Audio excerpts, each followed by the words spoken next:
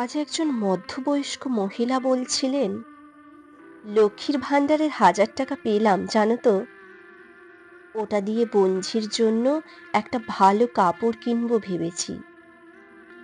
ওর বিয়ের পর কোনোদিন কিছুই দেয়া হয়নি ওকে। আমি একটু চমকে উঠেছিলাম শুনে, কারণ ভদ্রমহিলা বেশ সম্ভ্রান্ত বাড়ির। নিজেকে কন্ট্রোল করতে না পেরে বলে ফেললাম, আপনিও লক্ষ্মীর ভাণ্ডারের লাইনে দাঁড়িয়েছিলেন? লজ্জা করলো না এভাবে দান নিতে? আপনাদের জন্যই এই লক্ষ্মীর ভাণ্ডার প্রকল্প হিট করে গেল, বুঝলেন? সত্যি বলতে কি, এই প্রকল্পটি আমার একেবারেই পছন্দ হয়নি। এভাবে মানুষকে পঙ্গু বানানোয় ঘোর আপত্তি।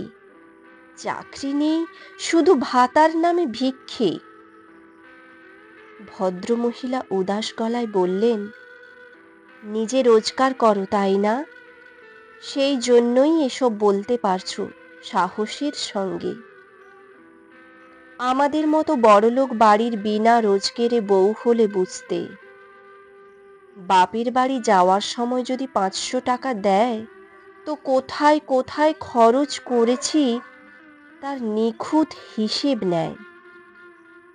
যদি শোনে একদিন বাপের বাড়ির সকলকে মাংস খাইয়েছি, তো হেসে হেসে বলে, তোমার বাবার কি মাংস খাওয়ানোর ক্ষমতা নেই?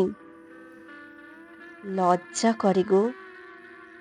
সারাটা জীবন তো এমন ভিক্ষা করেই কাটলো নিজের লোকের কাছে। সংসারে সারা জীবন কাজ করেও মাইনে পেলাম না, আর মূল্য তো নয়ই। এ তো সরকার দিচ্ছে, নিজের টাকা খরচ করব, কাউকে উত্তর দিতে হবে না। কেউ কৈফিয়ত চাইলে বলবো, এ তোমার দেওয়া নয়, সরকারের দেওয়া। স্তম্ভিত হয়ে গিয়েছিলাম আমি কিছু মুহূর্তের জন্য।